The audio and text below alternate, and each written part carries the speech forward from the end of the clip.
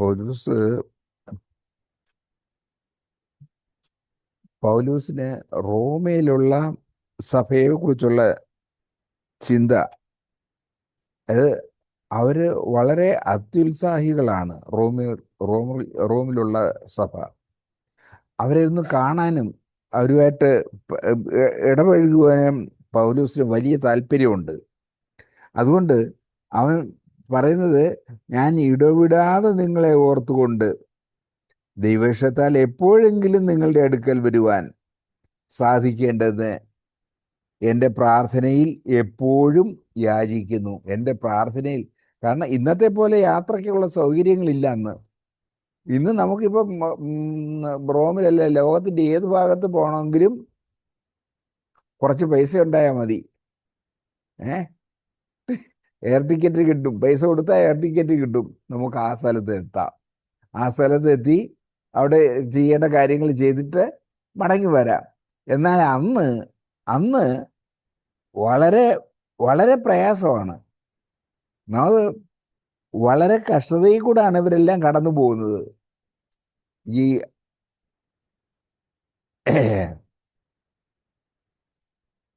അതുകൊണ്ട് പൗലോസ് പറയാണ്, ഞാൻ എപ്പോഴെങ്കിലും വന്ന് നിങ്ങളുടെ അടുക്കൽ വരാൻ, നിങ്ങളുടെ അടുക്കൽ എനിക്ക് വരണം, നിങ്ങളെ കാണണം.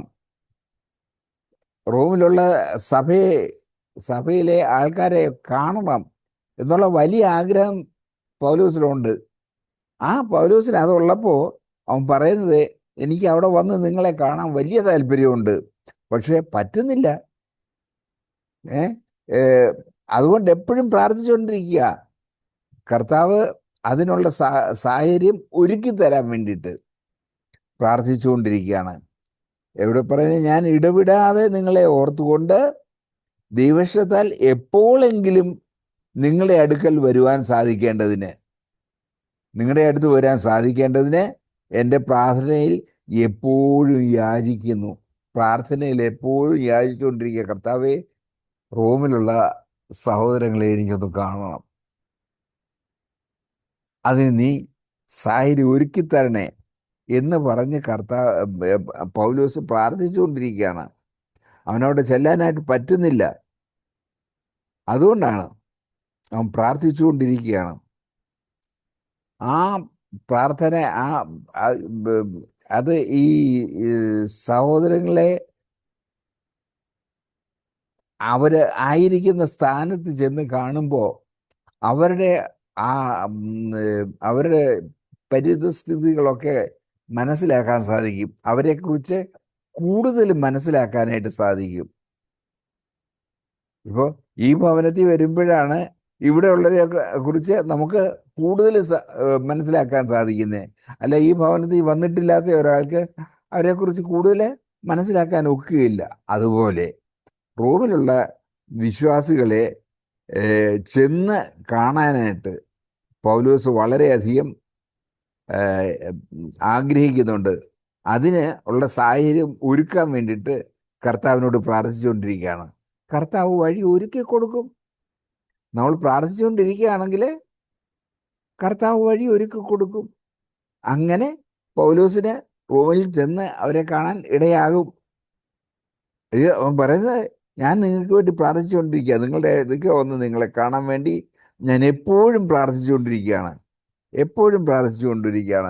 നമുക്ക് നമ്മുടെ സഹോദരങ്ങളെ കുറിച്ച് നമുക്ക് ഇതുപോലെയുള്ളൊരു താല്പര്യമുണ്ടോ? നമുക്ക് അതുപോലെയുള്ള താല്പര്യം നമുക്ക് ഇല്ല എന്നുള്ളതാണ് സത്യം. നമ്മുടെ സഹോദരങ്ങളെ കുറിച്ച് ഈ പൗലോസിനുള്ളതുപോലെയുള്ള താല്പര്യം നമുക്ക് ഇല്ല. നമുക്കുണ്ടാകണം. നമ്മൾ ഇന്ന് അത് വായിക്കുന്നെങ്കിൽ നമുക്ക് അത് ഉണ്ടാകണം. നമ്മുടെ സഹോദരങ്ങളെ കുറിച്ചുള്ള താല്പര്യം നമുക്ക് ഉണ്ടാകണം. അതിനുവേണ്ടി നമ്മൾ എപ്പോഴും പ്രാർത്ഥിക്കുകയും കർത്താവിൽ നിന്ന് തന്നെ അതിനുള്ള സാഹചര്യം ഉണ്ടാകാനായിട്ട്, കർത്താവിൽ നിന്ന് ആ സാഹചര്യം ലഭിക്കാനായിട്ട്, കർത്താവ് നമുക്ക് അനുകൂലമാണെങ്കിൽ ആ കാര്യം ക്രമീകരിച്ച് തരത്തില്ലയോ? നിശ്ചയമായിട്ടും കർത്താവ് ക്രമീകരിച്ച് തരും. അപ്പോൾ കർത്താവിനോട് നമ്മൾ പ്രാർത്ഥിക്കുക, കർത്താവ് നമുക്ക് കാര്യം ക്രമീകരിച്ച് തരും. അങ്ങനെയുള്ളൊരു ജീവിതമാണ് നമ്മൾ നയിക്കേണ്ടത്. കാരണം നമുക്ക് കർത്താവിൻ്റെ സന്നിധിയിൽ എന്താണ് ഉള്ളത്? സന്തോഷത്തിൻ്റെ പൂർണ്ണത, പരിപൂർണതയുണ്ട്. വെറും പൂർണ്ണതയല്ല, പരിപൂർണത എന്ന് പറയുമ്പോൾ മുഴുവൻ ആ ആ ആ ആ പരിപൂർണതയുണ്ട്. കർത്താവിൻ്റെ സന്നിധിയിൽ സന്തോഷത്തിൻ്റെ പരിപൂർണതയുണ്ട്. ആ പരിപൂർണത നമുക്ക് അനുഭവിക്കാനായിട്ട് ഇടയാകണം. നമ്മുടെ ജീവിതത്തിൽ കർത്താവിൻ്റെ സന്നിധിയിലെ സന്തോഷത്തിൻ്റെ പരിപൂർണത നമുക്ക് അനുഭവിക്കാനായിട്ട് ഇടയാകണം. ആ ആ ആ വലിയ താല്പര്യത്തിൽ വേണം നമ്മൾ ജീവിക്കാൻ. അപ്പോൾ നമ്മൾ അത് നമുക്ക് ആവശ്യമാണെന്നുണ്ടെങ്കിൽ നമ്മളെന്ത് ചെയ്യും? നമ്മൾ പ്രാർത്ഥിച്ചുകൊണ്ടേ ഇരിക്കും. കർത്താവേ, എനിക്ക് നിന്റെ സന്നിധിയിൽ എനിക്ക് ഇന്നാരെ ഒക്കെ കാണാൻ എനിക്ക് ആഗ്രഹമുണ്ട്. കർത്താവെ, അത് നിവർത്തിച്ച് തരണേ. അത് കർത്താവ് നമുക്ക് നിവർത്തിച്ച് തരും. സാഹോദര്യ സ്നേഹം സഭയിലുണ്ടാകേണ്ട ഒരു കാര്യമാണ്. സാഹോദര്യ സ്നേഹം, സഹോദര സ്നേഹം ദിനം പ്രതി വർദ്ധിച്ചു വരണം. ഇന്നലത്തേതിനേക്കാൾ അധികമായിട്ട് ഇന്ന് നമുക്കുണ്ടാകണം. അതിന് നമ്മൾ പ്രാർത്ഥിക്കുകയും കർത്താവിൻ്റെ മുമ്പിൽ താഴുകയും കർത്താവിനോട് യാചിക്കുകയും ചെയ്ത് നമ്മൾ സഹോദര സ്നേഹത്തിൽ വളരാനായിട്ട് ദൈവം നമ്മളെ ഇടയാക്കട്ടെ. നമ്മൾ ആദ്യം കേട്ട പോലെ പൗലോസ് അവരെ വളരെ ലാവിഷായിട്ട് അവരെ അഭിനന്ദിക്കുന്നതായിട്ട് നമ്മൾ കണ്ടു. നമുക്ക് മറ്റുള്ളവരോടുള്ള നമ്മുടെ ഒരാളുടെ നമ്മൾ കാണുമ്പോൾ, അല്ലെങ്കിൽ നമുക്ക് ഏറ്റവും നിയറസ്റ്റ്, നമുക്ക് ഏറ്റവും അടുത്ത ആളുകളോട് തന്നെ നമ്മൾ ഒരു ഫോൾട്ട് ഫൈൻഡിങ് ആയിട്ടുള്ള ഒരു ആറ്റിറ്റ്യൂഡാണ് ഞാൻ പലപ്പോഴും അത് മറ്റുള്ളവരുടെ അത് അപ്പസ്തലന്റെ അവരെ പറ്റിയുള്ള ബോധ്യവും അറിവും അവരെ പറ്റിയുള്ള വലിയ ഒരു പ്രത്യാശയും കൂടെയാണ്. അതായത് അവരിങ്ങനെ ഇപ്പൊ സാഗ്ബർ തന്നെ പല കാര്യങ്ങൾ ഈ അടുത്തിടയ്ക്ക് ഒരു മെസ്സേജ് പറഞ്ഞ സമയത്ത് ഞാൻ ഈ കഴിഞ്ഞ ദിവസം കേട്ടപ്പം നിങ്ങൾ അങ്ങനെ ആയിരിക്കും, അല്ല ഞാൻ ഇപ്പം പിന്നെ വേറെ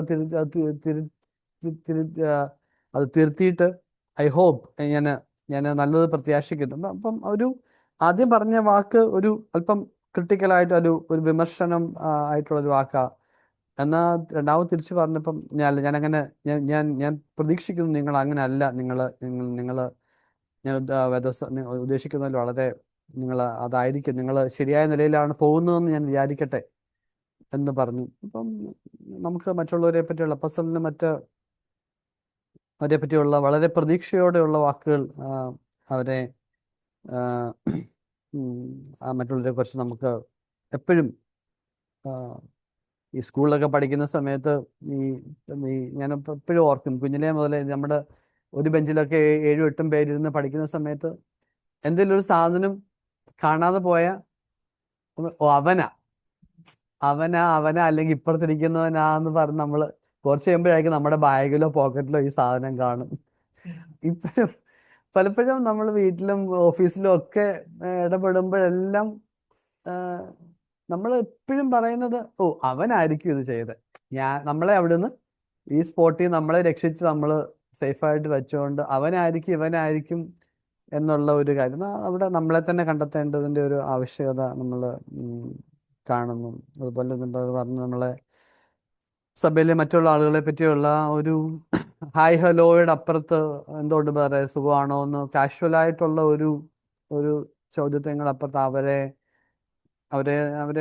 അവർക്ക് വേണ്ടിയുള്ള ഒരു പ്രാർത്ഥന, അവർക്ക് വേണ്ടി എനിക്ക് തോന്നുന്നു അങ്ങനെയുള്ളവരെ മാത്രമേ ഈ ഇന്നലെ സാക്ബർ ആ ഒരു മെസ്സേജിലും പറഞ്ഞു അങ്ങനെയുള്ളവരാണ് ചർച്ചിന്റെ ഭാഗമായിരിക്കുന്നത്. വളരെ 10% ആളുകളാണ് ചർച്ചിന്റെ ഭാഗമായിരിക്കുന്നതെന്ന് പറഞ്ഞു. ബാക്കിയുള്ളവരെല്ലാം വിസിറ്റേഴ്സാണ്. അവർ വരുന്നു, ആരാധനയ്ക്ക് വരുന്നു, കൂടുന്നു, പോകുന്നു. അവര് കുറെ പേരെ കാണുന്നതിലുള്ള സന്തോഷം മാത്രമേ അവർക്കുള്ളൂ. ഒരു വളരെ ചെറിയൊരു ഭാഗമാണ് who are really the part of ചർച്ചിന്റെ ഭാഗമാകുന്നവര്. അവര് ആ നിലയിൽ മറ്റുള്ളവരെ പറ്റിയുള്ള ഒരാളിനെ കാണുമ്പം അവരെ പറ്റിയുള്ള കൺസേൺ അവരുടെ ഹൃദയത്തിലുണ്ട് എന്നുള്ള കാര്യം നമുക്കും ആ നിലയിലുള്ള നമ്മുടെ പ്രത്യേകിച്ച് നമ്മൾ വളരെ ചെറിയൊരു ഇതായിരിക്കുന്ന സമയത്ത് നമുക്ക് വളരെ എളുപ്പവുമാണ്, വിടാനും എളുപ്പമാണ്, കരുതാനും എളുപ്പമാണ്. അപ്പം ഞാൻ വിചാരിക്കാം നമുക്ക് ആ നിലയിലുള്ള ഒരു സ്നേഹവും കരുതലും അവർക്ക് വേണ്ടിയുള്ള ഒരു പ്രാർത്ഥനയും എൻ്റെ ജീവിതത്തിൽ അത്രയധികമായിട്ട് അതിനായിട്ട് ഇറ്റ്സ് നോട്ട് ഈസി. നമുക്ക് നമ്മുടെ കാര്യങ്ങൾ കഴിഞ്ഞിട്ട് ഈ കാര്യങ്ങളെല്ലാം കൂടെ എടുത്ത് വെക്കാനായിട്ട് പലപ്പോഴും കഴിയത്തില്ല. നമുക്ക് അവരെ കൂടെ നമുക്ക് ഈ കാര്യത്തിൽ ചേർത്ത് നമുക്ക് നമ്മളെ പോലെ ആകാത്ത നമ്മൾ പലപ്പോഴും ഞാൻ എന്നെ ഒരു വലിയ സ്റ്റാൻഡേർഡായിട്ട് വെച്ചുകൊണ്ടാണ് പലപ്പോഴും ആളുകളെ അസസ് ചെയ്യുന്നത് എന്നുള്ളൊരു തെറ്റായ കാര്യം പലപ്പോഴും ഞാൻ കണ്ടു. അതിൽ നിന്ന് ഭയങ്കരമായിട്ട് രക്ഷിക്കപ്പെടാൻ അതിൽ നിന്ന് മാനസാന്തരപ്പെടാൻ പലപ്പോഴും ഞാൻ ആഗ്രഹിക്കുകയും ചെയ്യുന്നുണ്ട്. അപ്പം അവരെന്താ അങ്ങനെ, അവരെന്താ ഇങ്ങനെ, ആ കാര്യം എന്താ അങ്ങനെ എന്നുള്ള ഒരു ഒരു ഒരു ആ, ഒരു വിധിയുടെ മനോഭാവത്തിൽ നിന്ന് എന്നാൽ യേശു അല്ലെങ്കിൽ യേശുവിനെ അറിഞ്ഞ അപ്പസ്തലന്മാരൊക്കെ അവരുടെ അവരുടെ സിറ്റുവേഷൻസിനെ മനസ്സിലാക്കാനായിട്ട് എത്ര ഒരു കൺസിഡറേറ്റ് ആയിരുന്നു. ഞാൻ എത്രത്തോളം അങ്ങനെ അല്ല എന്നുള്ള കാര്യം ഓർക്കുമ്പോൾ ഞാൻ എത്ര ആ വിഷയത്തെ മനസ്സാന്തരപ്പെടേണ്ടതായിട്ടുണ്ട് എന്നുള്ളൊരു കാര്യം കണ്ട് ഫൈനലായിട്ട് നമ്മൾ ആരാധിച്ച് ശുശ്രൂഷിക്കുന്നതിനെ പറ്റി കർത്താവ് പിശാചിനോട് തന്നെ ആരാധനയെ പറ്റി പറയുമ്പം അവനെ നമസ്കരിച്ച് അവനെ മാത്രമേ ആരാധിക്കാവൂ. ഞാനും ഈ ദിവസങ്ങളിലൊക്കെ കർത്താവെ അതെന്താണ് വാസ്തവത്തിലുള്ള ആരാധന എന്താണ്? കാര്യം നമുക്ക് പലപ്പോഴും ഒത്തിരി സർവീസിൽ ഒത്തിരി ഒത്തിരി പല കാര്യങ്ങളും സെർവ് ചെയ്യാൻ പല കാര്യങ്ങളും ശുശ്രൂഷ ചെയ്യാനായിട്ടുള്ള ഒരു വലിയ തത്രപ്പാട് നമ്മുടെ ഉള്ളിൽ പലപ്പോഴും വരും. പക്ഷെ അങ്ങനെ ചെയ്താലെന്താ, ഇങ്ങനെ ചെയ്താലെന്താ, അത് ചെയ്യണം, ഇത് ചെയ്യണം, കാര്യങ്ങളൊക്കെ മാനുഷികമായ തലത്തിൽ നോക്കുമ്പോൾ നല്ലതായിരിക്കും. പക്ഷെ കർത്താവ് തന്നെ ആഗ്രഹിക്കും തന്നെ വർഷിപ്പ് ആൻഡ് സെർവ് ഹിം. ആ നിലയിൽ കർത്താവിനെ ആരാധിച്ച് ശുശ്രൂഷ ചെയ്യുന്ന അതിനെപ്പറ്റി വാസ്തവത്തിൽ എനിക്ക് സന്ദീപ് പറഞ്ഞ പോലെ ഈ ബുദ്ധിപരമായ ആ ഒരു തലത്തിന്റെ അപ്പുറത്ത് ആത്മാവിൽ ഈ കാര്യങ്ങൾ റെവലേഷനായിട്ട് നമുക്കൊരു വ്യക്തിപരമായ പല കാര്യങ്ങളെ പറ്റി നമുക്ക് നമ്മൾ ത്രൂ ഔട്ടായിട്ട് ഈ ഒത്തിരി ഒത്തിരി സത്യങ്ങൾ കേൾക്കുമ്പോഴും നമുക്ക് വ്യക്തിപരമായിട്ട് ഇതിനെപ്പറ്റി ഒരു പേഴ്സണൽ റെവലേഷൻ, വ്യക്തിപരമായിട്ടൊരു വെളിപ്പാട്, അത് വലിയ വലിയ കാര്യങ്ങളായിരിക്കണം എന്നില്ല. ഇപ്പം ഒരു ചെറിയൊരു ലൈറ്റ് ആണെങ്കിൽ പോലും അത് നമുക്ക് നമ്മുടേതായിട്ട് നമ്മളോട് ദൈവം സംസാരിക്കുന്നതായിട്ട് നമുക്ക് ഒരു വെളിപ്പാടായിട്ട് നമ്മുടെ ഉള്ളിൽ കിട്ടുമ്പം അത് നമ്മളെ അത് നമ്മളെ ഒത്തിരി ഹെൽപ്പ് ചെയ്യും. അല്ലെങ്കിൽ അത് മാത്രമേ നമ്മളെ ഹെൽപ്പ് ചെയ്യത്തുള്ളൂ. അതർവൈസ് അല്ലാത്തുള്ളതെല്ലാം ഒരു ഇൻഫർമേഷൻ എന്നുള്ളതല്ല, ഒരു അറിവ്, കേവലം പല കാര്യങ്ങളെ പറ്റിയുള്ള ഒരു ബോധ്യം, ഒരു ഒരു ഒരു അറിവിന്റെ തലത്തിൽ മാത്രമേ ഇരിക്കത്തുള്ളൂ. നമുക്ക് കർത്താവെ വാസ്തവത്തിൽ ഈ പറയുന്ന പല കാര്യങ്ങളിലും കർത്താവെ കേൾക്കുമ്പം സഭയിലായിരിക്കുന്ന സമയത്തും പല കാര്യങ്ങളും ഇരിക്കുന്ന സമയത്ത് കർത്താവെ ബേസിക്കായിട്ട് ഇതിനൊക്കെ ഈ പറഞ്ഞ പോലെ ഈ കാര്യങ്ങൾക്കായിട്ടുള്ള ഒരു സഭയിൽ ഇരിക്കുമ്പോഴും മീറ്റിംഗ് അറ്റൻഡ് ചെയ്യുമ്പോഴും കർത്താവ് എനിക്ക് ആ നിലയിലുള്ളൊരു തേഴ്സ്റ്റ് എനിക്കുണ്ട്. ഈ കാര്യങ്ങൾ മനസ്സിലാക്കാനുള്ള ഒരു ആഗ്രഹം കർത്താവ് എനിക്ക് വാസ്തവത്തിൽ, അല്ലെങ്കിൽ വെറുതെ ടൈം സ്പെൻഡ് ചെയ്ത് അരമണിക്കൂർ 1 മണിക്കൂർ അല്ലെങ്കിൽ യാത്ര ചെയ്ത് അവിടെ വരെ പോകുന്നു, കേൾക്കുന്നു, ഇരിക്കുന്നു, അത്ര നേരം സമയം മെനക്കെടുത്തുന്നു, തിരിച്ചു പോകുന്നതിനപ്പുറത്ത് കർത്താവ് എനിക്ക് ഈ നിലയിലുള്ള ഒരു അന്വേഷണം എൻ്റെ ഉള്ളിൽ, ഞാൻ എന്താണ് അന്വേഷിച്ചുകൊണ്ടിരിക്കുന്നത്, എൻ്റെ ഉള്ളം ഈ കാര്യങ്ങളൊക്കെ ഇടപെടുമ്പോഴും Lord I need to seek after ഈ ശരിയായിട്ടുള്ള കാര്യങ്ങൾ അന്വേഷിക്കാനായിട്ടും അത് കണ്ടെത്താനായിട്ടും അത് വ്യക്തിപരമായിട്ടൊരു റെവലേഷൻ, ഒരു വെളിപ്പാടായിട്ട് തീരുന്നതിന് ദൈവം എന്നെ സഹായിക്കട്ടെ. ദൈവം കൽപ്പിച്ചത് നന്ദി പറയുന്നു. ഈ ഞാൻ ആക്ച്വലി ഈ റോമൻസ് ഇങ്ങനെ ഞാൻ ആക്ച്വലി ഞാൻ വിചാരിച്ച് എനിക്ക് മാത്രമേ ഉള്ളൂ വായിച്ചാൽ മനസ്സിലാവാത്ത. പിന്നെ താങ്കൾ ആദ്യമായിട്ട് എടുത്തപ്പം ശ്രീകലായിട്ട് പറഞ്ഞ ആന്റിക്കും മനസ്സിലാവത്തില്ല. അപ്പൊ ഞാൻ വെച്ചാൽ ആരെങ്കിലും ഒരാളുണ്ടല്ലോ. ഞാൻ പലപ്പോഴും ഈ റോമൻസ് ഇങ്ങനെ ഒത്തിരി പ്രാവശ്യം ഇങ്ങനെ സ്റ്റാർട്ട് ചെയ്തിട്ട് ഇങ്ങനെ ആദ്യത്തെ 10 വേഴ്സ് വായിച്ചു കഴിയും, പക്ഷെ ഒന്നും കത്തത്തില്ല. പിന്നെയും വെക്കും, പിന്നെ 10 ദിവസം കഴിഞ്ഞ് പിന്നെയും തുടങ്ങും, പക്ഷെ മനസ്സിലാകത്തില്ല. അപ്പം I am very thankful that ഇങ്ങനെ ബ്രേക്ക് ഡൗൺ ചെയ്ത് ഇങ്ങനെ പഠിപ്പിക്കുന്ന അത് ഭയങ്കര വെരി യൂസ്ഫുൾ ആണ്. എനിക്ക് ഇന്ന് ഒരു ടച്ചായൊരു മറ്റേ Psalm 16:11 you will make known to me the path of life. In your presence is the fullness of joy. In your right hand there are pleasures forever. അപ്പൊ ഈ താങ്കളാണ് ഞാൻ ഇടയ്ക്ക് പറഞ്ഞായിരുന്നു. അപ്പം നമ്മൾ ഈ പലപ്പോഴും ഇങ്ങനെ നമ്മൾ ഈ ഡിസ്ട്രസ്ഡ് ആയിട്ട് ഇരിക്കുന്നത് നമ്മൾ സത്യം പറഞ്ഞാൽ ആ ഒരു ദൈവത്തിന്റെ ആ ഒരു പ്രസൻസ് നമ്മുടെ ഉള്ളിൽ ഇല്ലാത്തതുകൊണ്ടാണ്. അപ്പൊ സത്യം പറഞ്ഞാൽ നമ്മൾ ആ ഒരു ഡിസ്ട്രസ്ഡ് ആയിട്ട് ഇരിക്കുന്ന സമയത്ത് നമ്മൾ സത്യം പറഞ്ഞാൽ ചില സമയത്ത് നമ്മൾ ചിന്തിക്കുന്നില്ല അത് നമ്മളെ ദൈവത്തിന്റെ പ്രസൻസ് ഇരിക്കാത്തതുകൊണ്ടാണ് നമുക്ക് പലപ്പോഴും നമ്മൾ അതിനോടൊരു ബ്ലൈൻഡായി നമ്മൾ ടേൺ ചെയ്ത് നമ്മൾ ഇരിക്കുന്നത് നമ്മൾ പലപ്പോഴും അത് ശ്രദ്ധിക്കാറില്ല. അപ്പം ഞാനിങ്ങനെ ഈ പലപ്പോഴും പ്രാർത്ഥിക്കാൻ, ദൈവമേ ഇങ്ങനെ എന്നെ റിമൈൻഡ് ചെയ്യണേ, അതായത് ഞാൻ ഇങ്ങനെയുള്ള കാര്യങ്ങളിൽ നടന്നു പോകുമ്പം എന്നെ റിമൈൻഡ് ചെയ്യണേ എന്നിങ്ങനെ. ഇപ്പം ഇങ്ങനെ ഫ്യൂച്ചറിലായാലും ഇപ്പം എങ്ങനെയും ഇപ്പം ഒരു സമയം വരെ ഞാൻ ഒരു സമയം വരെ ലൈക്ക് ഒരു 2-3 വീക്സ് മുന്നേ ഒരു ട്രിവാൻഡ്രത്തെ അങ്ങനെയുള്ളൊരു സെഷനിലാണ് ഞാൻ ഈ നമ്മുടെ മനസ്സിൽ ഡിസപ്പോയിന്റ്മെന്റ്സ് വരുന്നത് ആക്ച്വലി സൈറ്റൻ കൊണ്ടുവരുന്നതാണ്. അപ്പം അപ്പം അങ്ങനെയുള്ള കാര്യങ്ങൾ അതായത് അപ്പം ഡിസപ്പോയിന്റ്മെന്റ്സ് വരുമ്പോഴാണല്ലോ നമുക്ക് ഈ വിഷമവും ആവശ്യമില്ലാത്ത ഇതൊക്കെ വരുന്നത്. എപ്പോഴും ആ ഒരു ദൈവത്തിന്റെ ആ ഒരു പീസും ജോയും മനസ്സിലും മെന്റലി ഉണ്ടാവാൻ എനിക്ക് ഭയങ്കര ആഗ്രഹമുണ്ട്. അപ്പം അതുപോലെ ദൈവത്തിന്റെ ആ ഒരു സ്നേഹം മനസ്സിലാക്കുവാനും ആഗ്രഹമുണ്ട്. കർത്താവിന് ഒരു ഭാരമുണ്ടായിരിക്കും, പക്ഷെ നമ്മളുടെ ഭാരങ്ങൾ കർത്താവിന് കൊടുക്കുവാണെങ്കിൽ മാത്രമാ കർത്താവ് നമ്മളുടെ ഹൃദയത്തിൽ ഒരു ഭാരം തരുന്നത്. പിന്നെ നമുക്ക് ഒരുമിച്ച് ഉത്സാഹിക്കപ്പെടാൻ ഒരു ഹൃദയമുണ്ടാകണം. ദൈവത്തിന് സ്തോത്രം ചെയ്യുന്നു. കർത്താവ് കേൾപ്പിച്ച വചനങ്ങൾക്കായിട്ട് ഞാൻ ദൈവത്തെ സ്തുതിക്കുന്നു. ഇവിടെ 10-ാം വാക്യത്തിൽ നിന്ന് നമ്മൾ കേട്ടത്,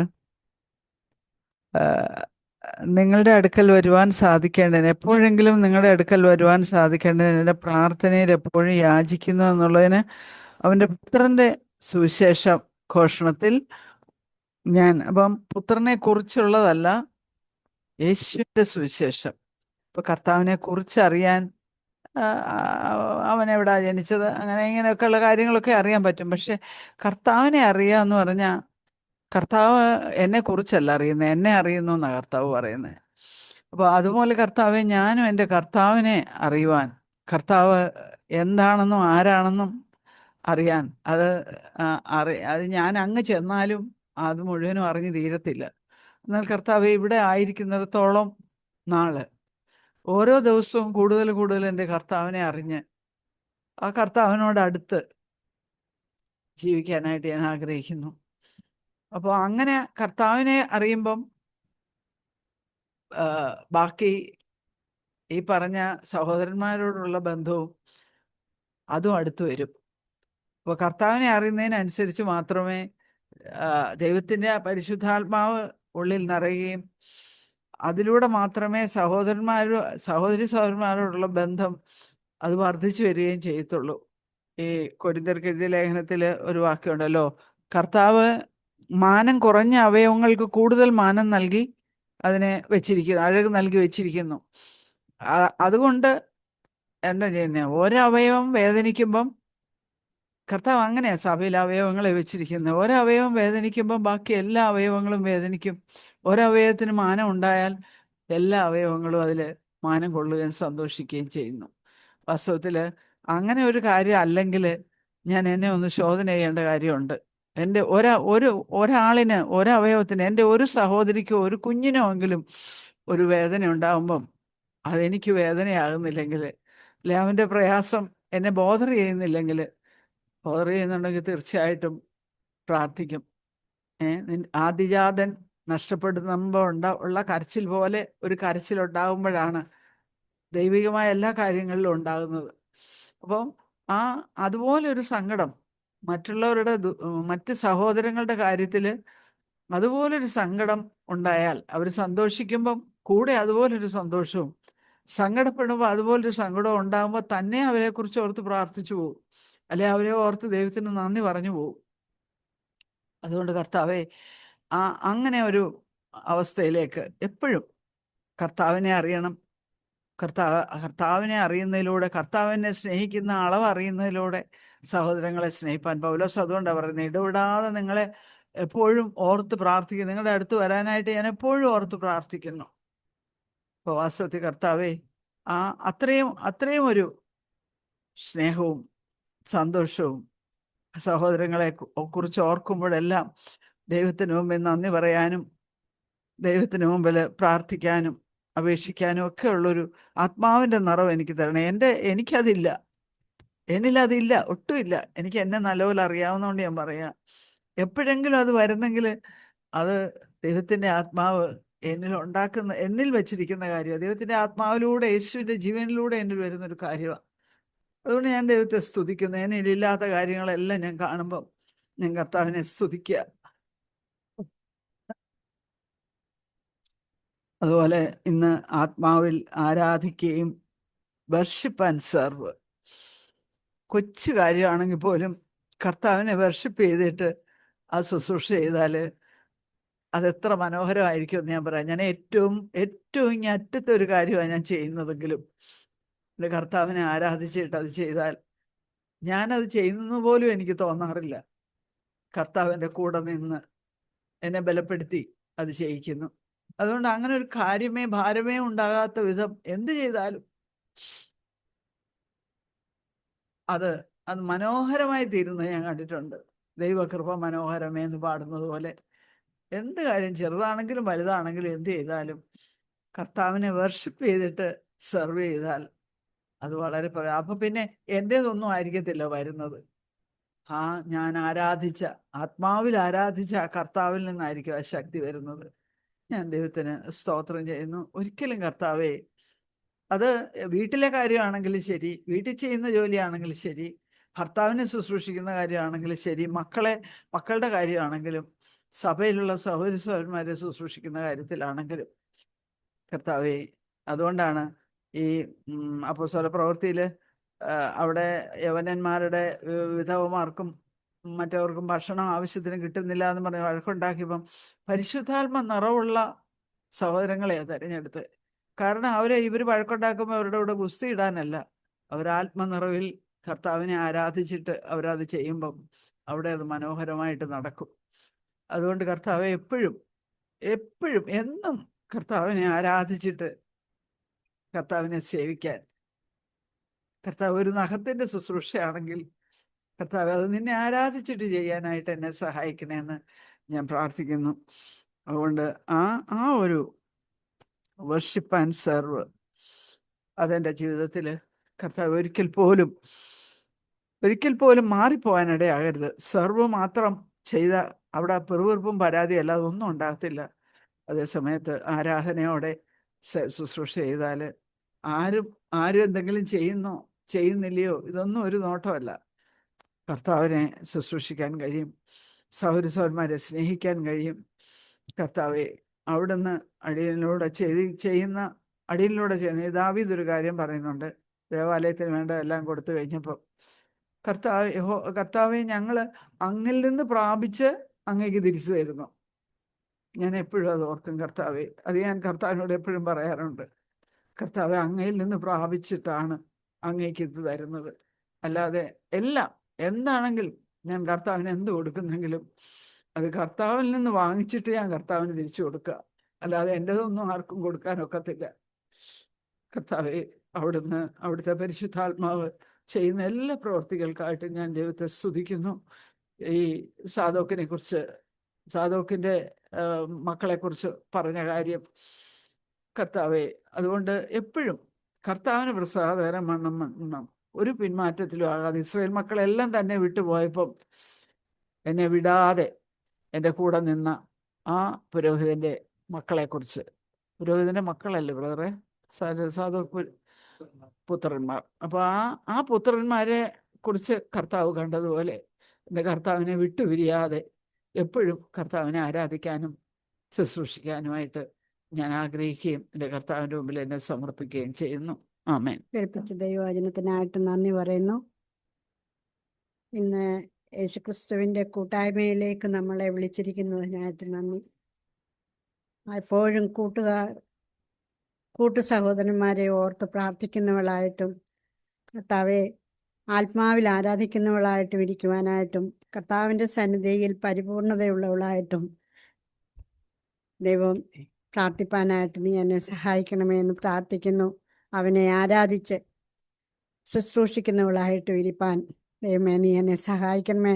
എല്ലാത്തിലും ഉപരിയായിട്ട് എപ്പോഴും അവന് സ്തോത്രം ചെയ്ത് മുന്നോട്ട് പോകുവാനുമായിട്ട് ദൈവമേ നീ എന്നെ ഇടയാക്കണമേ എന്ന് പ്രാർത്ഥിക്കുന്നു. എപ്പോഴും ദൈവത്തെ പ്രാർത്ഥിക്കാൻ ഞാൻ ആഗ്രഹിക്കുന്നു. ആത്മാവിലും ആ, എപ്പോഴും പ്രാർത്ഥിക്കാൻ, എപ്പോഴും പ്രാർത്ഥിച്ചുകൊണ്ട് ഇടപെടാതെ എപ്പോഴും പ്രാർത്ഥിക്കാൻ ഞാൻ ആഗ്രഹിക്കുക.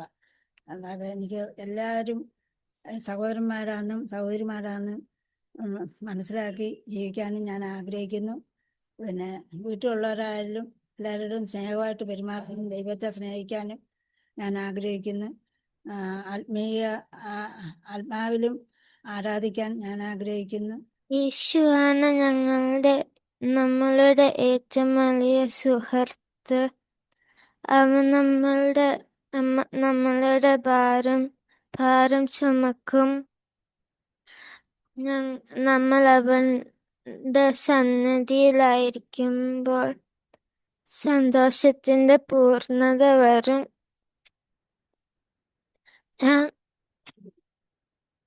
ഞാൻ ദൈവത്തിന്റെ ഇഷ്ടം ചെയ്ത് ആത്മാവിൽ ആരാധിക്കാൻ ആഗ്രഹിക്കും. ദൈവത്തിന് സ്തോത്രം. സാക് ബ്രദർ എപ്പോഴും പറയുന്ന ഒരു കാര്യം ഞാൻ ഓർക്കുമായിരുന്നു. If you are humble, God will come and push you forward. But if you are proud, God will come in front of you and push you backward. പലപ്പോഴും ഞാൻ എൻ്റെ ലൈഫിൽ തന്നെ കണ്ടിട്ടുണ്ട്. ആ ഒരു ചില നമ്മൾ കർത്താവിനെ സേവിക്കുന്നു എന്നൊക്കെ പറഞ്ഞ് പല കാര്യങ്ങൾ ചെയ്യുമ്പോൾ അവിടെ ഒരു എന്തോ ഒരു തടസ്സം പോലെ തന്നെ നമ്മളുടെ ഒരു സമാധാനം ഇല്ല, അങ്ങനത്തെയൊക്കെ. അപ്പം ശരിക്കും എൻ്റെ ജീവിതത്തിൽ എത്രമാത്രം പ്രൗഡ് ഒരു പ്രൈഡ് ഉണ്ട്. അതുകൊണ്ടായിരിക്കും ദൈവം എന്നെ അങ്ങോട്ട് ഒരു ബാക്കിലോട്ട് ദൈവം പുഷ് ചെയ്യുന്ന കാര്യം ഞാൻ എൻ്റെ ലൈഫിൽ തന്നെ കാണുമായിരുന്നു. പൗലോസിൻ്റെ ജീവിതത്തിൽ പല കാര്യങ്ങളും ഇതിനകത്ത് ഇന്ന് കേട്ടു. ആദ്യം തന്നെ ആ ഒരു സ്മോൾ ആ ഒരു കുതിരപ്പുറത്തു നിന്ന് വീഴുമ്പോൾ തന്നെ ആ ഒരു ശൗലിന്ന് പൗലിപ്പം പ്രാർത്ഥന എവിടുന്ന് ചോദിക്കുമായിരുന്നു, അമ്മ പൗലെന്ന് വെച്ചാൽ സ്മോൾ ആണെങ്കിൽ ശൗലെന്ന് വെച്ചാൽ ബിഗ് ആണോ? അപ്പൊ ഞാനിങ്ങനെ ഓൾഡ് ടെസ്റ്റമെന്റിലെ ശൗലിനെ പറ്റി ഇങ്ങനെ ചിന്തിച്ചു. ഓൾഡ് ടെസ്റ്റമെന്റിലെ Saul he was very tall and എല്ലാവരും 4 പേര് നിൽക്കുകയാണെങ്കിൽ ഏറ്റവും അപ്പം ആദ്യം അദ്ദേഹം ഹമ്പിളായിരുന്നു. എന്നാൽ പിന്നീട് അദ്ദേഹം വല്ലാത്തൊരു പ്രൈഡിലേക്ക് പോയി. എന്നാൽ പൗലോസ് ആദ്യം പ്രൗഡായിരുന്നു, പിന്നീട് തന്നെ ഒരു ചെറിയവനാണ് എന്ന് മനസ്സിലാക്കി. ശരിക്കും അതായിരുന്നു തുടക്കം. അപ്പം പലപ്പോഴും ഇന്ന് അവസാനം കേട്ടതുപോലെ ആ ഒരു തിക്ക് വെയിൽ, ദർ ഇസ് എ തിക്ക് വെയിൽ എന്ന് എപ്പോഴും നമ്മൾ കേൾക്കാറുണ്ട് ചർച്ചിലെ. ആ ഒരു നമ്മളുടെ ഒരു തിരശ്ശീല പലപ്പോഴും നമ്മൾ ക്രിസ്തീയ ജീവിതത്തിൽ തുടക്കത്തിൽ ആ ഒരു സ്റ്റിച്ച് വിട്ടു. ജസ്റ്റ് നമ്മൾ ആ ഒരു സാക്ബ്രയിൽ നിന്ന് കേട്ടിട്ടുണ്ട്, നമ്മൾ ആ ഒരു റേസിന്റെ മുമ്പിൽ വന്ന് നിന്നു, ഓടുന്നില്ല, അവിടെ വന്ന് നിന്നാ ഞാനിവിടെ എത്തിയല്ലോ എന്നുള്ള കാര്യം പറഞ്ഞ് സന്തോഷിച്ച് അവിടെ അങ്ങ് നിൽക്കുക. പക്ഷെ മുമ്പോട്ട് പോകുന്നില്ല. പക്ഷേ കണ്ടിന്യൂസ് ആയിട്ട് ഈ ഒരു സ്റ്റിച്ച് വിട്ട് നമ്മളുടെ ജീവിതത്തിൽ എത്രമാത്രം വിടുന്നു അതനുസരിച്ചായിരിക്കും ആ ഒരു ഇപ്പോൾ ഒരു ഇരുട്ട് നിറഞ്ഞ ഒരു മുറിക്കകത്ത് ചെറിയൊരു ഓട്ടയുള്ളെങ്കിൽ ചെറിയൊരു ലൈറ്റേ വരത്തുള്ളൂ. എന്നാൽ ആ ഓട്ട വലുതാവും തോറും അവസാനം വലിയൊരു ജനൽ വെക്കുകയാണെങ്കിൽ നല്ല വെളിച്ചം വരുമെന്ന് പറഞ്ഞ പോലെ നമ്മുടെ ജീവിതത്തിൽ എത്രമാത്രം നമ്മൾ നുറുങ്ങുന്ന അതനുസരിച്ചായിരിക്കും കർത്താവിന് എൻ്റെ പരിശുദ്ധാത്മാവിന് അവിടെ കാര്യങ്ങൾ ചെയ്യാനായിട്ട് കഴിയുന്ന നല്ല കാര്യം. എൻ്റെ ജീവിതത്തിൽ ഞാൻ ഇങ്ങനെ തിരിഞ്ഞു നോക്കുമായിരുന്നു. ഇത്രയും വർഷമായിട്ട് അവർ എന്താ പറയുന്നത്, കർത്താവിന് 3.5 വർഷം മതിയായിരുന്നു അവിടെ ആ ഒരു ഇസ്രായേൽ പ്രദേശം അപ്സൈഡ് ഡൗൺ മറിക്കാനായിട്ട്. എന്നാൽ എൻ്റെ ജീവിതത്തിൽ കർത്താവ് വന്നു എന്ന് പറയുന്നു. എന്നാൽ എന്തെങ്കിലും നടന്നിട്ടുണ്ടോ? ഇത്ര അറ്റ്ലീസ്റ്റ് വേറെ ആരും വേണ്ട, ഒരു കുഞ്ഞ് എന്നെങ്കിലും എൻ്റെ ലൈഫിലെ കർത്താവിനെ കാണാനായിട്ട് കഴിയുന്നുണ്ടോ? അല്ലെങ്കിൽ എൻ്റെ ജോലി സ്ഥലത്ത് അവർക്ക് കർത്താവിനെ കാണാനായിട്ട് കഴിയുന്നുണ്ടോ എന്നുള്ള കാര്യം ഞാനിങ്ങനെ ചിന്തിക്കുമായിരുന്നു. പൗലോസിന്റെ ലൈഫിൽ പൗലോസിനെ പറ്റിയുള്ള ചിന്തകളും, പൗലോസ് എന്ത് തിന്നും, എന്ത് കുടിക്കും, അല്ലെങ്കിൽ നാളെ എങ്ങനെ ജീവിക്കും, അതൊന്നും അല്ലായിരുന്നു ചിന്തകൾ. മറിച്ച് ആ ഒരു കാസ്റ്റിംഗ് ഓൾ യുവർ കെയർസ്, കർത്താവിനായിട്ട് ആ ഒരു ചിന്തകളെല്ലാം കഴിഞ്ഞ ദിവസങ്ങളിലാണ് സത്യം പറഞ്ഞാൽ ഞാൻ അതുപോലും പഠിക്കുന്നത്. അല്ലെങ്കിൽ ഈ പിള്ളേരെ രാവിലെ സ്കൂളിൽ വിടുന്ന എന്തോ അതൊക്കെയാണ് ഞാൻ. അപ്പോൾ അതെല്ലാം അങ്ങ് കൊടുക്കുമ്പോഴാണ് സത്യം പറഞ്ഞാൽ യഥാർത്ഥത്തിൽ എന്തിനെ പറ്റിയാണ് ചിന്തിക്കുന്നത്, മറ്റുള്ളവർക്ക് വേണ്ടി പ്രാർത്ഥിക്കുന്നത്. കഴിഞ്ഞ ദിവസം തന്നെ ഇപ്പോൾ 2-3 ദിവസമായിട്ട് ഒരു സിസ്റ്റർ അവിടെ അഴീക്കലൊരു സിസ്റ്റർ ഒരു ഒത്തിരി ഒരു ഭാരമുള്ള ഒരു വിഷയമായിട്ട് പുള്ളിക്കാരി പ്രാർത്ഥിച്ചപ്പോൾ പുള്ളിക്കാരി ഞാൻ ചുമ്മാ ഒന്ന് എപ്പോഴും ഞാനിങ്ങനെ കേട്ടിട്ടുണ്ട് സന്ധ്യവേട്ടന് എല്ലാവരോടും ഇങ്ങനെ മീൻസ് 1 by 1 ആയിട്ട് ഇരിക്കുമ്പോൾ ചിലപ്പം ക്രിസ്ത്യൻസ് ആണെങ്കിൽ ഞാനൊന്ന് പ്രാർത്ഥിച്ചോട്ടെ എന്ന് അങ്ങനെ. അപ്പം ഞാൻ ചുമ്മാ ഇന്ന് ചോദിച്ചതാ, ഞാൻ അങ്ങനെ സീരിയസ് ആയിട്ടൊന്നും അല്ല, എന്നാലും ആ സിസ്റ്റർ ഒരു മണിക്കൂറോളം സങ്കടങ്ങളൊക്കെ പറഞ്ഞിങ്ങനെ ഇരിക്കുമായിരുന്നു. അപ്പം ഞാനിങ്ങനെ നമുക്കൊന്ന് പ്രാർത്ഥിച്ചാലോ എന്ന് പറഞ്ഞൊന്ന് പ്രാർത്ഥിച്ചേ ഉള്ളൂ. അപ്പം അടുത്ത ദിവസം എല്ലാ ദിവസവും വൈകുന്നേരം പുള്ളിക്കാരി വിളിച്ചിട്ട് പറയൂ, അന്ന് പ്രാർത്ഥിച്ചതിന് ശേഷം ഒത്തിരി മാറ്റമുണ്ട്, അതുകൊണ്ട് എല്ലാ ദിവസവും ഇനി ഞാൻ സംസാരിക്കാൻ വിളിക്കത്തില്ല, ഇനിയും പ്രാർത്ഥിക്കാനേ വിളിക്കത്തുള്ളൂ. ഇന്നും 4:30 ആയപ്പം വിളിച്ചിട്ട്. അപ്പം ഞാനിങ്ങനെ ആലോചിക്കുമായിരുന്നു, നമ്മുടെ ആ ഒരു സ്വയം പോകാതെ ദൈവത്തിനൊരു ശുശ്രൂഷയൊന്നും നമ്മുടെ ജീവിതത്തിൽ നിന്ന് ഇത്രയും വർഷമായിട്ട് ആദ്യമായിട്ട് ആ സിസ്റ്റർ പ്രാർത്ഥിച്ചുകൊണ്ട് എന്തെങ്കിലും നടന്നു എന്നുള്ള അറ്റ്ലീസ്റ്റ്. അപ്പം ഞാൻ ആലോചിക്കുക, അപ്പം ഞാനല്ല അത് ശരിക്കും കർത്താവിൻ്റെ ആ ഒരു പരിശുദ്ധാത്മാവ് ആണ് ആ കാര്യങ്ങളെല്ലാം ചെയ്തത്. അല്ലാതെ ഞാൻ സ്വയമായിട്ട് എന്തെല്ലാം ആ ശുശ്രൂഷ ചെയ്ത് ഈ ശുശ്രൂഷ ചെയ്ത് അത് പറഞ്ഞ് ഇത് പറഞ്ഞ് ആ പാട്ട് പാടി ഈ പാട്ട്, അതിലൊന്നും ഒരു അർത്ഥമില്ല. അവസാനം കേട്ടതുപോലെ നമ്മൾ പുറമേ പല കാര്യങ്ങളും ചെയ്യുന്നുണ്ട്, അതിൽ ഒന്നും അല്ല കാര്യമായിരിക്കുന്നത്. ശരിക്കും നമ്മളും കർത്താവുമായിട്ടുള്ള ഒരു ഫെലോഷിപ്പ് ശരിക്കും ആത്മാവിൽ മാത്രമേ അത് നടക്കത്തുള്ളൂ. ഞാൻ എൻ്റെ ലൈഫിൽ തന്നെ കഴിഞ്ഞ ആഴ്ച എല്ലാം കാണുമായിരുന്നു, എത്രമാത്രം ഒരു ആദ്യം വരുന്ന തോട്ട് എപ്പോഴും ചിന്തകൾ എപ്പോഴും നെഗറ്റീവായിട്ടുള്ള എന്തെങ്കിലും ഒരു ചെയ്യാനായിട്ട് എൻ്റെ സ്വയത്തിൽ നിന്നായിരിക്കും വരുന്നത്. പിന്നെ അതെല്ലാം പിന്നെ ഭയങ്കര റെസ്റ്റ്ലെസ്നെസ്സും കർത്താവ് തന്നെ പറഞ്ഞു, അത് ആ ഒരു റെസ്റ്റ്ലെസ്നെസ്സിൻ്റെ ചിന്തകൾ അതെല്ലാം ജഡത്തിൽ നിന്നുള്ളതാണ്. അവിടെ എന്നെ തന്നെ പല സാഹചര്യങ്ങൾ അവിടെ താഴ്ത്താനും കർത്താവ് പറയുന്ന കാര്യങ്ങൾ ചെയ്താൽ മതി. ഒരുപാട് ഇപ്പൊ തന്നെ നമ്മുടെ ഈ MBBS ഒരുപാട് കാര്യങ്ങൾ പഠിക്കാൻ കാണും, പക്ഷെ ഈ എക്സാമിന് എല്ലാം ഒന്നും ചോദിക്കത്തില്ല, ചില കാര്യങ്ങളെ ചോദിക്കത്തുള്ളൂ. അപ്പൊ അതുപോലെ ഈ ഒരു നമ്മള് ബൈബിൾ എത്രമാത്രം അരച്ച് കലക്കി കുടിച്ചു എന്നല്ല, മറിച്ച് ഇമ്പോർട്ടൻ്റ് ആയിട്ടുള്ളൊരു കാര്യം കർത്താവിനെ കേൾക്കുക, കർത്താവ് ഓരോ സിറ്റുവേഷനിലും പറയുന്ന കാര്യങ്ങൾ ചെയ്യുക. പക്ഷെ അത് നമ്മുടെ ജഡത്തിലില്ല, നാച്ചുറലായിട്ട് നമുക്ക് വരുന്നത് എപ്പോഴും ആദ്യം നമുക്ക് കർത്താവിന് എതിരായിട്ടുള്ള. കഴിഞ്ഞ ദിവസം പത്രത്തിലൊരു വാർത്ത ഇങ്ങനെ കാണുമായിരുന്നു, ഒരു 20 വയസ്സുള്ളൊരു കൊച്ച് എന്തെല്ലാം ഒരാളെ കല്യാണം കഴിക്കും, മീൻസ് കഴിക്കാനായിട്ട് അഭിനയിച്ചു, പക്ഷെ വേറൊരാളുടെ കൂടെ പോകാനായിട്ട് ഈ എൻഗേജ്ഡ് ആയിട്ടുള്ള ഇപ്പം ഞാൻ ഇതേ ഒരു ജഡമാണ് എനിക്കും ഉള്ളത്. ഒരു DL മോഡിയുടെ ഒരു കോട്ട ഉണ്ടല്ലോ, there go I but for the grace of God. അപ്പം ശരിക്കും ആ ഒരു ജഡമായ, അപ്പം കർത്താവിനെതിരായിട്ട് നിൽക്കുന്ന ഒരു ജഡം, കർത്താവിൻ്റെ ഇഷ്ടങ്ങൾക്കെതിരായിട്ട്, അതിന് ആ ഒരു പരിശുദ്ധാത്മാവിൻ്റെ നിറവുണ്ടെങ്കിൽ മാത്രമേ കർത്താവിനായിട്ട് ജീവിക്കാനായിട്ട് കഴിയത്തുള്ളൂ. ശരിക്കും അതിനായിട്ട് ഞാനും എന്നെ സമർപ്പിക്കുന്നു. ഈ പുറമേ ഉള്ള ആ ഒരു ഇമോഷനോ അല്ലെങ്കിൽ എന്തെങ്കിലും പാട്ട് പാടിയതോ അത് അങ്ങനെ കൈകൊട്ടിയോ അതിനകത്തൊന്നും അല്ല അർത്ഥം ഇരിക്കുന്നത്, മറിച്ച് ഓരോ സാഹചര്യത്തിൽ ആരും നമ്മളെ നോക്കാത്ത സാഹചര്യത്തിലോ ജോലി സ്ഥലത്തോ വീട്ടിലോ ഒക്കെ അവിടെ കർത്താവിൻ്റെ ഇഷ്ടത്തിനായിട്ട് താഴ്ത്തി നമ്മളെ തന്നെ ഏൽപ്പിക്കുമ്പോഴാണ് പരിശുദ്ധാത്മാവിൻ്റെ നിറവ് ചെയ്യുന്ന കാര്യങ്ങൾ മാത്രമേ നിത്യതയോളം നിലനിൽക്കത്തുള്ളൂ എന്നുള്ള കാര്യം ദൈവം എന്നെ ഓരോ സാഹചര്യത്തിൽ ഇവിടെ ഇപ്പോഴും മനസ്സിലാക്കിക്കൊണ്ടേയിരിക്കുന്നു. ദൈവത്തിന് നന്ദി. ആമേൻ.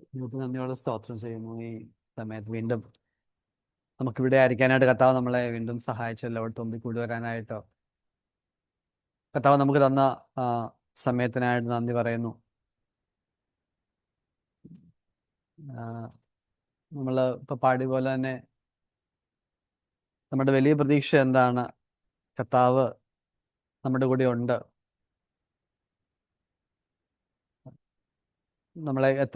നമ്മളെക്കാളും ഭക്തരും ശക്തരുമായിട്ടുള്ള എത്രയോ പേര് ഓടിയൊരു പോർക്കളത്തിലാണ് നമ്മളും വിശ്വാസത്തോട് ഓടിക്കൊണ്ടിരിക്കുന്നത്. അവിടെ നമ്മളെ സഹായിക്കുന്ന, ധൈര്യപ്പെടുത്തുന്ന ഒരു കാര്യം, കഴിഞ്ഞ ആഴ്ച നമ്മൾ കേട്ട പോലെ കർത്താവ് വന്നത് നമുക്ക് ജീവനുണ്ടാകുവാനും സമൃദ്ധിയായിട്ട് ജീവനുണ്ടാകുവാനുമായിട്ടാണ്. ഞാൻ ഈ വചനം എന്നെ കഴിഞ്ഞ ദിവസങ്ങളിൽ ഒത്തിരി ധൈര്യപ്പെടുത്തിയൊരു കാര്യമായിരുന്നു. നമ്മുടെ ജീവിതത്തിൻ്റെ പല പ്രയാസത്തിൻ്റെ സാഹചര്യങ്ങളിലൂടെ നമ്മൾ കടന്നു പോകുമ്പം, നമ്മൾ പല കാര്യങ്ങൾ നമുക്ക് തന്നെ ചെയ്യേണ്ടി വരുമ്പം പല സിറ്റുവേഷൻസ് നമ്മൾ ഫേസ് ചെയ്ത് നമ്മൾ അഭിമുഖീകരിക്കുമ്പം ദൈവം നമുക്ക് കർത്താവ് എനിക്ക് ആ ഒരു വലിയ ഉറപ്പിലൂടെയാണ് കഴിഞ്ഞ ആ ദിവസങ്ങളെല്ലാം ഞാൻ കടന്നു പോയത്. നമുക്ക് ജീവൻ തരാനായിട്ടാണ്. അതൊരു ഷുവർ പ്രോമിസ് ആണ്. കാര്യം അതിന് മുന്നേ കർത്താവ് പറഞ്ഞത് കള്ളം വരുമ്പം മോഷ്ടിക്കാനായിട്ടുള്ള കാര്യമാണെന്ന് ഉറപ്പായിട്ട് ഉണ്ട്. എന്നാൽ കർത്താവ് വരുമ്പം ജീവൻ തരാൻ വേണ്ടി തന്നെയാണ് കർത്താവ് വന്നത്.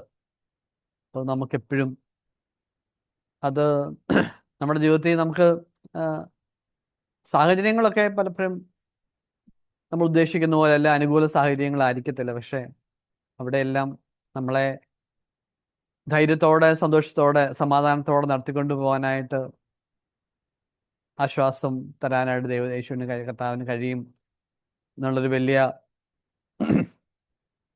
വലിയൊരു പ്രോമിസാണ് കർത്താവ് നമുക്ക് തരുന്നത്. അത് ഏറെക്കുറെയെങ്കിലും ആ കാര്യങ്ങൾ അനുഭവിക്കാനായിട്ട് ദൈവം നമ്മുടെ എന്നെയും സഹായിച്ചുകൊണ്ടിരിക്കുന്നു. അതിനായിട്ട് നന്ദി പറയുന്നു. പറഞ്ഞ പോലെ നമ്മൾക്ക് സന്ധ്യ പറയിപ്പോൾ ആ കാര്യം പറഞ്ഞാൽ ഏറ്റവും നമുക്ക് എന്താ ചെയ്യാൻ പറ്റുന്നത്?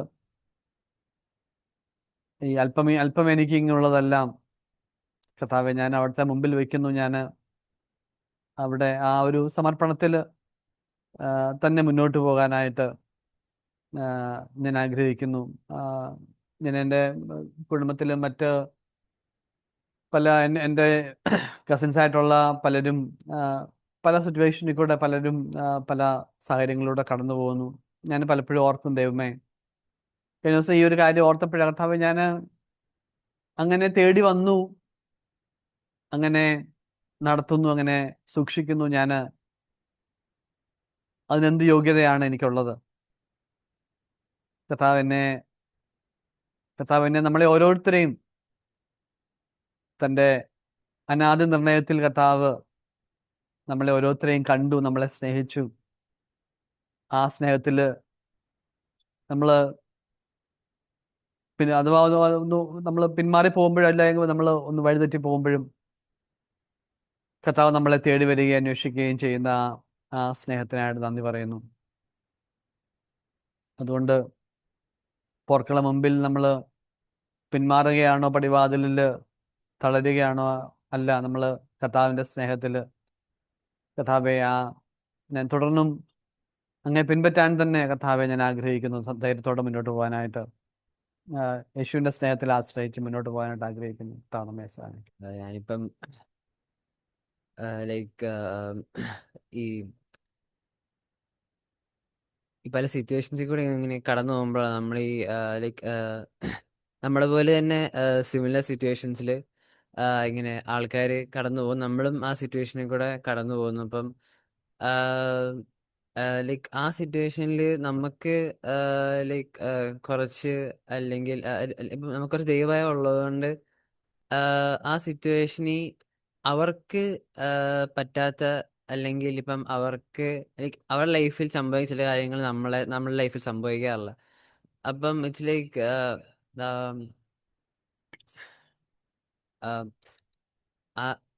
ആ ഒരു സിറ്റുവേഷനിലൊക്കെ ഞാനങ്ങനെ നേരത്തെ ഞാൻ അത്രയും ചിന്തിച്ചിട്ടൊന്നുമില്ല. ബട്ട് ലൈക്ക് റീസെൻ്റ്ലി ഇങ്ങനെ എൻ്റെ മനസ്സിൽ ഇങ്ങനെ കടന്നു പോയിട്ടുണ്ട്. ഇപ്പം പലരുടെയും ലൈഫിൽ ഇങ്ങനെ ഇപ്പം ആ സിറ്റുവേഷനിൽ കൂടെ ഞാനും പോകുമ്പോൾ ദൈവം എന്നെ ഏറ്റവും സേഫായിട്ട് കീപ്പ് ചെയ്യുന്നു.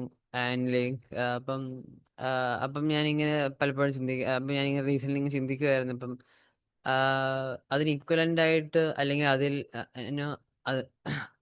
അതിൽ കൂടിയ ഒരു സ്നേഹം എനിക്ക് യേശുവിനോടുണ്ടോ? അതോ ഇറ്റ്സ് ലൈക്ക് ഒരു വൺ സൈഡഡ് ആയിട്ട് ദൈവം ഇപ്പം ഞാൻ എൻ്റെ ആവശ്യങ്ങൾ നിറവേറ്റാൻ വേണ്ടി മാത്രമാണോ ദൈവത്തിൻ്റെ അടുത്ത് പോകുന്നത്? അതോ ഇറ്റ്സ് ലൈക്ക് എനിക്കും ദൈവം എനിക്ക് വേണ്ടി ക്രൂശിൽ മരിച്ചത് എന്നോടുള്ള ആ ഒരു സ്നേഹം എനിക്കും ദൈവത്തിനെ അങ്ങനെ സ്നേഹിക്കാൻ പറ്റുന്നുണ്ടോ? അപ്പം എനിക്കാണെങ്കിൽ പലപ്പോഴും ആ ഒരു കാര്യം എനിക്ക് ക്രൈസ്റ്റിൻ്റെ ആ ഒരു സ്നേഹം മനസ്സിലാക്കി എനിക്കും അതുപോലെ ദൈവത്തെ സ്നേഹിക്കണമെന്ന് ഭയങ്കര ആഗ്രഹമുണ്ട്. അതിൻ്റെ ലൈഫിൽ ഇംപ്ലിമെൻ്റ് ചെയ്യണമെന്ന് ഭയങ്കര ആഗ്രഹമുണ്ട്. പിന്നെ